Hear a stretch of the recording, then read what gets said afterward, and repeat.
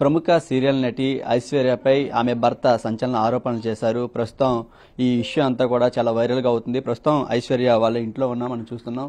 ఈమె చాలా వరకు కూడా తెలుగు సీరియల్లో చాలా ఛానల్స్ వచ్చేటువంటి సీరియల్స్ లో చాలా ఫేమ్ సంపాదించుకున్నారు. అయితే గత ఏడాది సెప్టెంబర్లో మ్యారేజ్ అయ్యింది. తర్వాత కొన్ని అనివార్య కారణాల వద్ద భార్యాభర్తల మధ్య కొన్ని గొడవలు కూడా ఏర్పడినట్టు తెలుస్తుంది. అయితే తాజాగా అతని భర్త కొన్ని ఆరోపణలు కూడా చేశారు. పెళ్లి అనే విషయాన్ని దాచి పెళ్లి చేశారని, అదేవిధంగా డబ్బులు కూడా తీసుకున్నారని చాలా ఆరోపణలు చేస్తున్నారు. వీటన్నిటిని కూడా వాళ్ళ తల్లిదండ్రులు, ఐశ్వర్య తల్లిదండ్రులు కూడా ఖండిస్తున్నారు. ప్రస్తుతం ఇదే విషయం మీద మనతో మాట్లాడడానికి ఐశ్వర్య తల్లిదండ్రులు ఉన్నారు. సరే, ఏ విధంగా చూడాలంటారు? ఆమె భర్త ఎప్పుడు లేనిది ఇప్పుడు ఎందుకు వార్తల్లోకి వచ్చారు, ఈ విధంగా ఆరోపణ చేయాల్సి వచ్చింది? అంటే అతనికి ఒక అనుమానం జబ్బు ఉన్నామని ఎవరో మార్చలేము. ఈ ప్రతిదానికి అనుమానిస్తే ఎవరు ఏ అమ్మాయి కాపురం చేస్తుంది ఇవాళ?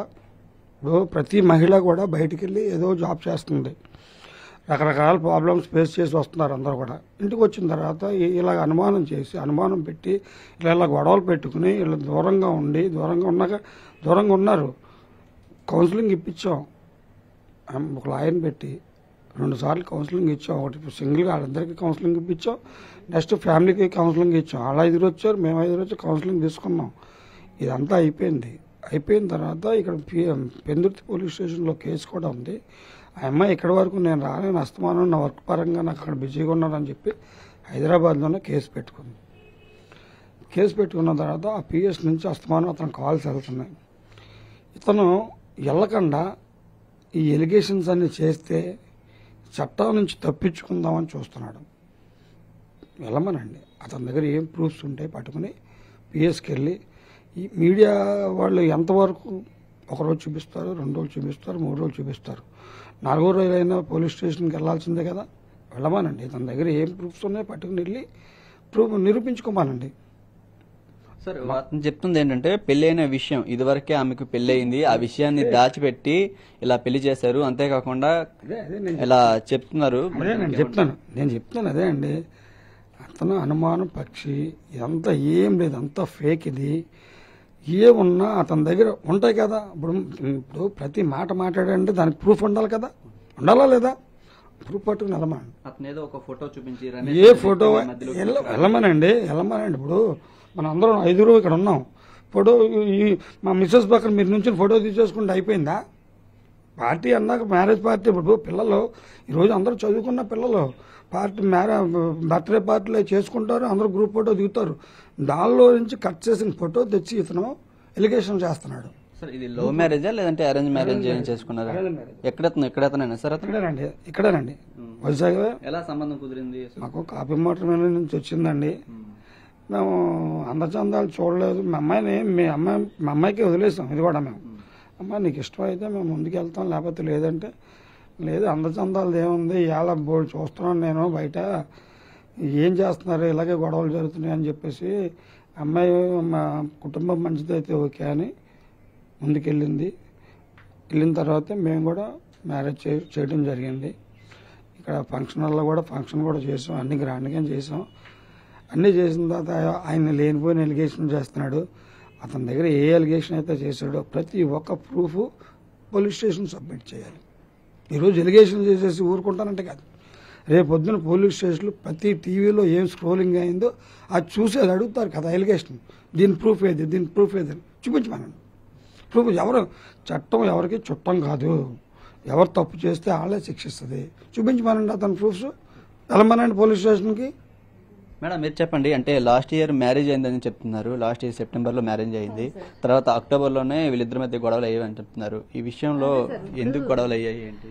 గొడవలు అవడం అంటే సార్, మామూలుగా గొడవలు ఫస్ట్ గొడవలతో పెళ్లిళ్ళు చేయం కదా సార్. మామూలు మ్యాట్రిమోనీ ద్వారాగా సంబంధం వచ్చింది. వాళ్ళు పెద్ద మనుషులను తీసి తెచ్చుకున్నారు, మా పెద్ద మనుషులను తీసి తెచ్చుకున్నారు. మాట్లాడుకున్నాం, అందరం కూర్చుని మాట్లాడుకున్నాం. లోకల్ అబ్బాయి, ఇక్కడ అబ్బాయి అని విధాల అమ్మాయి ప్రొఫెషనల్ మాకు ఇష్టము అని చెప్పారు. మాకు ఓకే అని చెప్పారు, మేము చెప్పాము. అమ్మాయి హైదరాబాద్, తన ప్రొఫెషనల్, తన లైఫ్ లాంగ్ హైదరాబాద్లోనే ఉండాలి. మేము హైదరాబాద్లో ఉండే అబ్బాయి కోసం చూస్తున్నాం. మాకు ఇది సెట్ అవ్వదని చెప్పాం. ఒక్కసారి వస్తాం, ఇంటికి వస్తాం, ఒకసారి వచ్చి చూసి మాట్లాడుకుని మనం కూర్చుని మాట్లాడుకుందాం, తర్వాత ఏంటని చెప్పేసి 1-4 సార్లు ఫోన్లు చేస్తే ఆడపిల్ల గలవాళ్ళం కదా, వస్తానన్నప్పుడు వద్దనకూడదు. సరే వస్తానంటున్నారు కదా, రానివ్వండి, వచ్చిన తర్వాత వచ్చారు, మాట్లాడాము. మేము హైదరాబాద్లో ఉండే అబ్బాయి కోసం చూస్తున్నామండి, ఇక్కడైతే అవ్వదు కదా. తన నెలకి 20 రోజులు మాత్రం 25 రోజులు కూడా అక్కడ ఉండవలసి వస్తుంది. తనకు 5 days 10 days 1 week గ్యాప్ వస్తే మా దగ్గరకు వచ్చేస్తుంది ఇక్కడికి, లేదంటే లేదు అక్కడే ఉంటుంది. మరి ఇలాగ అవ్వదు మాకు. అక్కడ అమ్మాయి ఇక్కడ అబ్బాయి, అది కరెక్ట్ కాదు. రేపు రోజున ప్రాబ్లమ్స్ వస్తాయి, మేము చేయమని చెప్పాము. అంటే లేదు మేము అన్నీ అడ్జస్ట్ అవుతాము, మేము జాబు కూడా నేను అవసరమైతే అక్కడ మార్చుకునే అవకాశం ఉంది, నేను అక్కడ ఎక్కడైనా చేసుకోవచ్చు, ల్యాప్టాప్లో వర్కే, మాకు అడ్జస్ట్ అవుతాం, మాకు ఓకే, మాకు ఇష్టమే, ఎక్కడున్నా అమ్మాయి పర్వాలేదు, మీ ఫ్యామిలీ మీరు కావాలి, మీరు ఎంక్వైరీ చేసుకున్నారా మా గురించి? ఎంక్వైరీ చేసుకున్నాం, అన్నీ చూసుకుని వచ్చాం. అమ్మాయి పలానా ప్రొఫెషనల్, 6 సంవత్సరాల వయసు నుంచి 60 సంవత్సరాల ముసలోడి వరకు కూడా పక్కన నా కూతురు యాక్టింగ్ చేయాలి, తను ఒక యాక్టర్. రేపు రోజున చెయ్యేసాడు, కాలేసాడు, ఇలా చేసేవు అలా చేసేవు అంటే తన ప్రొఫెషనల్ని ఇష్టపడేవాడిని మాత్రమే మా అమ్మాయి చేసుకుంటానంటుంది. అందుకు కాబట్టే మేము మ్యాట్రిమోనీలో పెట్టుకోవడం జరిగింది. అమ్మాయి వేరే లవ్లో అవి ఇవి చేస్తే అలాగే చేద్దామేమో, అలాగేమీ లేవు. ప్రొఫెషనల్ వరకు నాకు సపోర్ట్ చేయండి మీరు, పెళ్లి వరకు ఛాన్స్ మీరు నచ్చినట్టే అక్క చేసినట్టే నాకు చేయండి అమ్మా, ఛాన్స్ మీదే అని చెప్పింది. అలాగే మేము సంబంధాలు చూస్తే ఇలాగ పెట్టుకుంటే ఇలాగ వచ్చారు. మేము ఇలా మాట్లాడుకున్నామండి, మాకు అక్కడ ఉంది ఇక్కడ ఉందని కాదు, మాకు కావాలి మీ కుటుంబం. వచ్చారు, చూశారు, మాట్లాడారు, మాకు మీ కుటుంబం కావాలి, నాకు ఒక్కగానొక్క కొడుకు, మాకు ఇలాగ ఉంది, ఇలాగ 2 ఎకరాల పొలం ఉంది, ఇలాగా 300 గజాలు సింహాచలంలో ల్యాండ్ ఉంది, నేను ఇది డాక్యుమెంట్లో చేసి రిటైర్మెంట్ అయిపోయాను, నా దగ్గర 1 కోటి రూపాయలు ఉన్నాయి, నేను ఇల్లు కడతాను. నేను ఇల్లు లేని వాళ్ళు ఏమున్నాయండి అని అడిగాను. సొంత ఇల్లా అద్దిల్లా అని అడిగాను. అద్దిల్లేనండి అని అన్నారు. మీరు ఏమనుకోద్దండి, ఇలాగే అన్నానండి. నేను ముక్కుసూటిగా మాట్లాడుతాను, వచ్చిన కాడి నుంచి మీరు నన్ను అబ్జర్వ్ చేస్తున్నారు, నేను ముక్కుసూటిగా మాట్లాడతానండి. మీరు ఏమనుకోవద్దు, టిఫిన్ చేశారు, డ్రింక్ ఇచ్చాను, అన్నీ అయిపోయినాయి, కూర్చుని మాట్లాడుకున్నాం. అమ్మాయి ఎక్కడ ఉంటుంది, అబ్బాయి ఎక్కడ ఉంటాడు, మీకు ఉంటాను సొంత ఇల్లు లేదు. నాకంటూ నేను కోటీశ్వరరాలు కాదు, ఒక మిడిల్ క్లాస్ ఫ్యామిలీ నాది. నాకు ఉన్నంతలో నా పిల్లలకి లేదు అనకుండా అన్నీ ఇచ్చాం. 3 పిల్లల్ని వాళ్ళు ఏం చదువుతాయి అదే చదివించాం. నాకు ఈ ప్రొఫెషనల్ ఇష్టం అంది, సపోర్ట్ చేయమని అడిగింది. మేము ఎక్కడంటే అక్కడ అమ్మాయిని రోడ్లంటా పంపించలేదు. స్టార్ మేకర్ సత్యానంద్ గారి దగ్గర ఇన్స్టిట్యూట్లో 3 lakhs పే చేసి కోర్స్ ఇప్పించాం. ఆ ప్రొఫెషనల్ తను ఇది చేసుకుని బ్రతుకుతుంది. తనకి ఆ ప్రొఫెషనల్ తన ప్రాణం, అది ఇష్టపడే వాళ్ళని మేము చేసుకుంటానంటుంది. అంత మాత్రాన్ని ఇల్లు వాకలు లేని వాళ్ళకి నేను చేయను. ఇల్లు ఉండాలి, బ్రతకడానికి ఇల్లు, ఉండడానికి ఇల్లు, బ్రతకడానికి ఒక జాబు కావాలి, అలాంటి వాళ్ళకే ఇస్తాను నేను. ఏమనుకోవద్దు, మీరు ఎలా వచ్చారో అలాగే వెళ్ళిపోండి అన్నానండి. మేడం అతను ఒకటి అంటున్నారు మేడం, అంటే కట్నం ఏమి కూడా నేను యాక్సెప్ట్ చేయలేదు, పెళ్లికి సంబంధించిన ఖర్చు అంతా కూడా బంగారం అంతా కూడా నేనే పెట్టుకున్నాను. ఈ విధంగా బంగారం పెట్టాడండి ఆయన, బంగారం చాలా పెట్టాను, 25 లక్షల వరకు అతను చెప్తుంది, 25 లక్షల వరకు కూడా ఖర్చు పెట్టాను, ఇదంతా కూడా వాళ్ళు నా దగ్గర నుంచి కాజేసి మోసం చేశారని అతను చెప్తున్నట్టు మాట. మరి దీనికి ఏమంటారు సార్? ఇప్పుడు పెళ్ళయి 16 రోజులు అయిందండి. పెళ్లిలో మేము 18 కాసులు బంగారం పెట్టుకున్నామండి మా అమ్మాయికి. 18 కాసులు, 18 కాసులు కాదు 18 తులాలు, 18 తులాలు గోల్డ్ మా అమ్మాయికి. వాడికి 4 తులాలు గోల్డ్ పెట్టాం. బ్రాస్లైటు, చైను, రింగు 4 తులాలు గోల్డ్ పెట్టాం. కట్నం మీకు తోచింది, మీ ఆడపిల్లకి మీరు ఎంత తోస్తే అంత ఇచ్చుకోండి అన్నారు. 10 లక్షల క్యాష్ కట్నం ఇచ్చాం. నా భర్త లోన్లు పెట్టి మరి, ఆయన దగ్గర ప్రూఫ్ ఉన్నాయి, ఏ విధంగా ఇచ్చాము మేమంటే మా దగ్గర ప్రూఫ్ ఉన్నాయి. ఆయన 25 లక్షలు ఏ రకంగా డిమాండ్ చేసాం, మేము ఏ రూపంలో ఇచ్చాం? ఫోన్ చేసి అడిగామా, మెసేజ్ చేసి అడిగామా, మా పాప అడిగిందా, లేదా మా ఆయన గారు అడిగారా, నేను అడిగానా, ఏ రూపంలో ఎప్పుడు అడిగాము? ఈ పెళ్ళైన 15 రోజుల్లో ఏ భర్తనైనా ఏ భార్య అయినా 15 రోజులు తిరగకుండా భర్తను 25 లక్షలు డిమాండ్ చేసింది చరిత్రలో ఎక్కడైనా ఉందా? ఏ విధంగా చేయవలసి వచ్చింది, దేని చేయవలసి వచ్చింది? వాడిది ఏదైనా బ్యాడ్ ఉంటే ఈ అమ్మాయి డామినేషన్ చేసి నాకు ఇంత ఇవ్వు అని అనడానుకుంది. పోనీ అలా కూడా గొడవ లేదు. ఏ రకంగా ఇచ్చాడు? ఆడు తల్లితోటి, అతని తండ్రితోటి, అతని చెల్లితోటి, అతని బావతోటి, అతని ఫ్యామిలీ మెంబర్స్ అందరితోటి కూడా తీసుకొచ్చి చెప్పించమనండి. 25 లక్షలు ఏ రకంగా మేము అడిగామనా లేదా ఇచ్చేసానండి? నాకు అది కావాలి, క్లారిటీ కావాలి. ఇంకొకటి అయిపోయింది, పెళ్లి చేసామండి, ఇలాగ ఈ రకంగా వచ్చినాయి. లేదమ్మా నాకు 3 నెలల్లో టైం ఇస్తే, వీళ్ళందరూ ఉన్నారండి బొట్టు పెడతానికి వచ్చి, నాకు 3 నెలలు టైం ఇస్తే ఇల్లు లేకుండా నేను బ్రతకడానికి ఏ అమ్మాయినైనా ఇచ్చుకుంటే, ఏ ఆడపిల్ల తల్లిదండ్రులైనా కూడా ఉండడానికి ఇల్లు లేకుండా, జాబ్ లేకుండా ఎవరు ఇవ్వరు. మీ బిజినెస్లు అంటున్నారు, బిజినెస్లు ఎప్పుడు ఎలా ఉంటాయో మనకు తెలిసిందే. జాబ్ కూడా శాలరీ అంతంత మాత్రమే, కానీ ఉండడానికి ఇల్లు ఉండాలి కంపల్సరీ. ఏంటంటే అమ్మ మమ్మల్ని నమ్మండి, తల్లి నువ్వు నా సెల్లంటుతాను. ఆయన 75 సంవత్సరాలు ఎంతో వయసు అండి మా అయ్యంకుడి గారికి. నువ్వు నా చెల్లెళ్ళు అంటుతావు, నువ్వు చేతులు పట్టుకుని నాకు ఒక్క కొడుకు, మేము నమ్మిన 7 కొండల వాడు సాక్షిగా చెప్తున్నాను. మా అబ్బాయి జాతక రీత్యా పెళ్లి అయిపోయిన తర్వాతే ఇల్లు కట్టమన్నారు. అందుకని నాకు 3 నెలలు టైం ఇస్తే నేను ఆ ₹1,00,00,000 నా దగ్గర రిటైర్మెంట్ అయ్యి వచ్చిన డబ్బులు నా దగ్గర ఉన్నాయి, ఇల్లు కట్టేస్తాను. పెళ్లి చేసిన వెంటనే ఇల్లు కట్టేస్తాను. టైం కూడా లేదండి. ఆషాఢం ఎల్లుండి వచ్చేస్తుందనంగా వచ్చారు. 1-4 సార్లు తిరిగారు, చేతులు పట్టుకున్నారు. లోకలమ్మా ఇక్కడేనమ్మా, ఒక్కగానొక్క కొడుకమ్మా, మీ కూతురు ఎప్పుడు వస్తే అప్పుడే వస్తుంది, ఎప్పుడు వెళ్తే అప్పుడే వెళ్తుంది. నేను ఇన్ని చెప్పాను తప్పుకుంటాకి. మా అమ్మాయి ఇలాగ యాక్టర్ ఇలా చేయవలసి వస్తుంది, రేపు పొద్దుటి రోజున ప్రాబ్లమ్స్ వస్తాయి. అమ్మాయి అక్కడ ఉంటే అబ్బాయి ఇక్కడ ఉంటే రేపు పొద్దుటి ప్రాబ్లమ్స్ వస్తాయి. ఈ రోజు మాట్లాడినట్టు రేపు పొద్దుటి రోజున మాట్లాడటానికి ఉండదండి, మాకు ఇది సెట్ అవ్వదు అని అంటే ఆ తల్లిదండ్రులు చూసి మోసపోయామండి మేము. ఫస్ట్ తల్లిదండ్రులు వాళ్ళ వయసుకి వాళ్ళ వినయానికి కూర్చుని, అమ్మా నీ కూతురు నాకు ఇచ్చే లక్ష్మీదేవి లాగా ఉంది, మేం చూసుకుంటామమ్మా, నాకు ఒక కూతురు ఉందమ్మా, 2 కూతుళ్ళు అనుకుంటానమ్మా, నా కొడుకు సరిగ్గా చదువుకోలేదు, ఉడిబడిగా తిరిగాడు, ఇలాంటి కుటుంబంలో ఇస్తే సక్రమంగా ఉంటాడని నాకు నమ్మకం ఉంది, నాకున్నది ఒక్కగానొక్క కొడుకు, 2 ఎకరాల పొలం నర్వాలో ఉంది, 300 గజాల స్థలం ఇక్కడ ఉంది, నేను ₹1,00,00,000 నేను ఇల్లు కట్టేసి ఇస్తాను, పెళ్లి చేసేయండి అని చెప్పి అందరు సమక్షంలో మాకు మాటలు ఇచ్చి దేవుడి సాక్షిగా ప్రమాణకం చేసి మాట్లాడిన తర్వాత ఇంకేం కావాలి, అమ్మాయి కష్టపడుతుంది, 2 ప్రాజెక్టులు చేసుకుంటది, ఆడతా పడతా తన బ్రతుకు తను బతుకుతుంది, ఈ అబ్బాయి ఏదో జాబ్ చేసుకుంటున్నాడు, బిజినెస్లు అంటున్నాడు, 2 బ్రతుకుతారు, లోకల్ ఇక్కడోళ్ళు మన కళ్ళ ముందు ఉంటారు. ఏ ప్రెగ్నెన్సీ మంచో చెడ్డో వచ్చిన తర్వాత అమ్మాయికి ఇష్టం లేదు, వాళ్ళిద్దరు ఒక అండర్స్టాండింగ్ మానేసుకుంటది, అంతవరకు చేసుకుంటది కదా అని మేము ఒప్పుకున్నామండి. ఒప్పుకుని మేము ముందుకెళ్ళాం కానీ 2 నెలల గ్యాప్ లో ఫోన్ లో మాట్లాడుతున్నాడు కానీ అతను తోసింది ఏదో ఒకటి మాట్లాడడం, పరాకు మాటలు మాట్లాడడం, అనుమానంగా గ్యాప్ లో అతను ఇక్కడికి వచ్చి ఏమైనా బెదిరించడం గానీ ఇలాంటివి ఏమైనా సృష్టించారో చేశారు?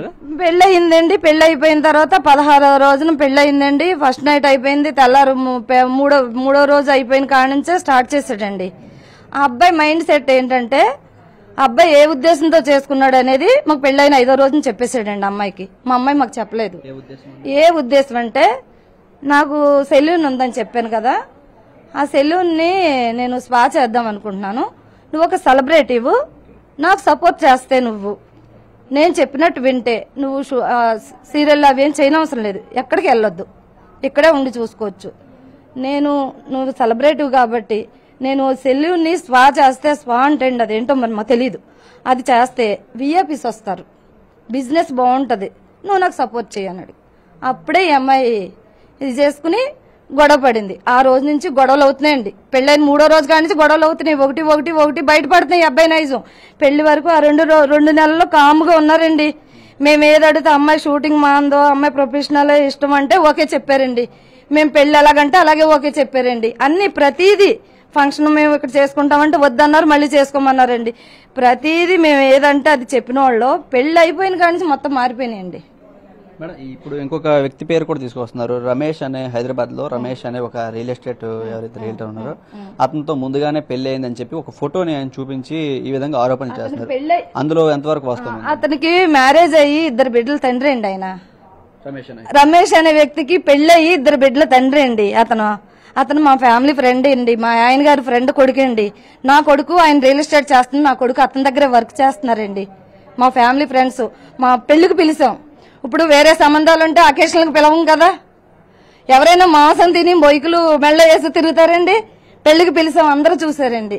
మా అమ్మాయి బర్త్డే పార్టీకి పిల్లలు అందరూ కూడా, తన ఫ్రెండ్స్ అందరూ, ఒక జాను అని అమ్మాయి కూడా యూట్యూబ్ యాంకర్ గా చేస్తుంది, ఆ అమ్మాయి ఛానల్లో అప్లోడ్ చేసుకుంది ఇది, ఈ అమ్మాయి బర్త్డేది. అది చిన్న క్లిప్పు, వీళ్ళిద్దరు పక్కన ఉంటే మీకు ఈ ప్రొఫెషనల్ కల్చర్ ఏంటి, హక్ చేసుకుంటారు, సెకండ్స్ ఇచ్చుకుంటారు, అవన్నీ వాడు తెలుసు కదా. నీకు ఇలాంటి అయ్యేవాడు నువ్వు ఏం చేయాలి, ఇంట్లో ఉండి అమ్మాయిని చేసుకోవాలి. నీ భార్య ఇంకొకరితో మాట్లాడకూడదు, ఒకరితో ఇది చేయకూడదు, హగ్గులు ఇవ్వకూడదు, మాట్లాడకూడదు. తన కల్చర్ అలాగని మా అమ్మాయి ఇలా పైలు పట్టేసుకునే అమ్మాయి కూడా కాదు. అమ్మాయి 7 సంవత్సరాలు 8 సంవత్సరాలు ఎక్కడికంటే అక్కడికి అమ్మాయి వర్క్ చేసుకుని ప్రతి డైరెక్టర్లు వెళ్ళి కలవచ్చు. అమ్మాయి క్యారెక్టర్ ఏంటో, అసలు అమ్మాయి క్యారెక్టర్ అది అయితే, అమ్మాయి నా కూతురికి అక్కడ సొంత ఇల్లు లేదండి, సొంత కారు లేదండి. 8 సంవత్సరాల నుంచి ప్రొఫెషనల్ లో ఉండి 5 మూవీస్ చేసి సీరియల్ చేసుకుంటుందంటే తన ఫ్లాట్ రెంట్ 30,000 అండి. తన ఫ్లాట్ రెంట్ కట్టుకుని తను 2 ప్రాజెక్టులు చేసుకుంటే ఓ ప్రాజెక్టు డబ్బులు రెంట్ అయి పే చేసుకుని తదిపే మెయింటెనెన్స్ చేసుకుని హ్యాపీగా ఉన్నంతలో మహారాణిలా బతుకుతుంది నా కూతురు. మరి ఇప్పుడు శ్యాము అతను ఇప్పుడు వాళ్ళ భార్య ఐశ్వర్య మీద ఈ విధంగా ఆరోపణ చేశారు. మీరు ఎటువంటి లీగల్ గా వెళ్తారు? లీగల్ గా వెళ్తున్నామండి. ఆల్రెడీ మేము లీగల్ గా స్టార్ట్ అయ్యి మేము 3 months అయిందండి. ఇక్కడ పెట్టినప్పుడు కేసు దొరకలేదు.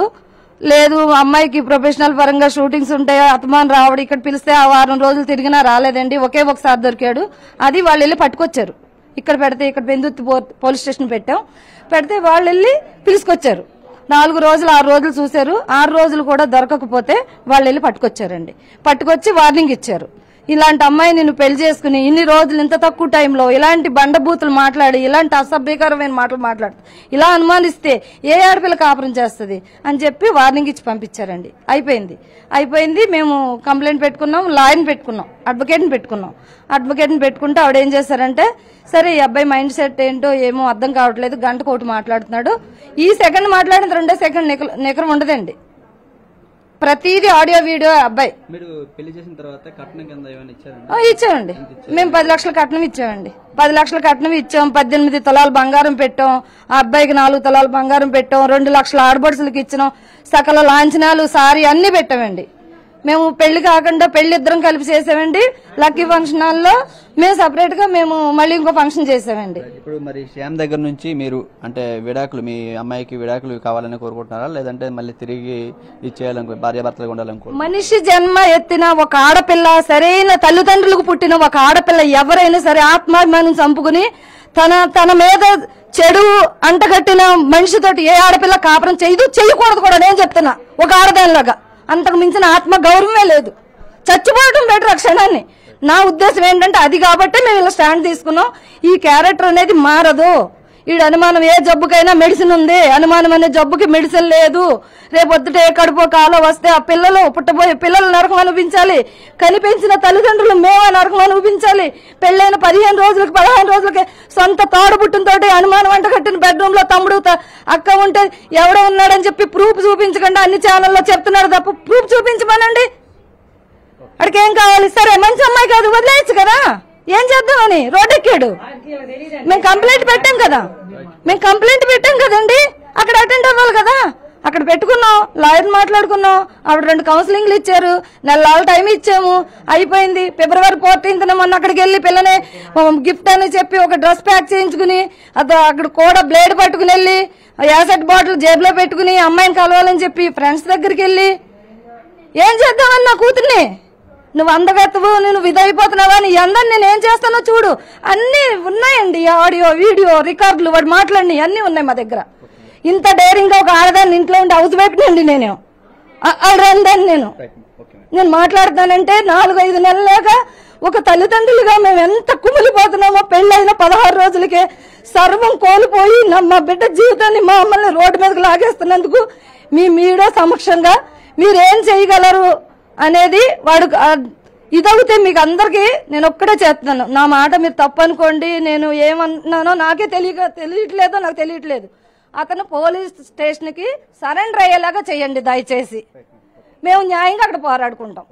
ఇది ప్రస్తుతం ఏదైతే ఐశ్వర్య సీరియల్ నటి ఐశ్వర్య ఉందో తను యొక్క తల్లిదండ్రులు చెప్తున్నటువంటి మాటలు, అతని భర్త శ్యామ్ కుమార్ చేస్తున్నటువంటి ఆరోపణలో ఏమాత్రం నిజం లేవో అవన్నీ కూడా వాస్తవాలన్నీ ఖండించడం జరిగింది.